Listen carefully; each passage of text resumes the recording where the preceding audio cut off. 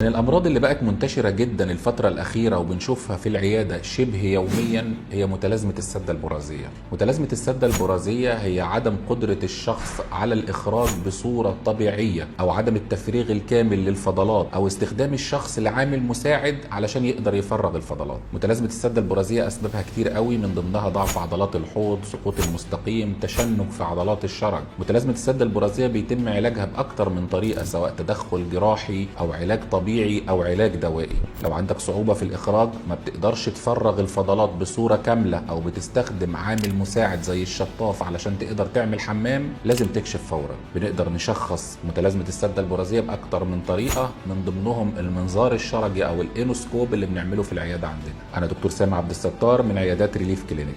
لو عندكم اي سؤال يخص متلازمة السدة البرازية اكتبوا لي في الكومنتات وانا هجاوب عليكم. دمتم بصحة وعافية.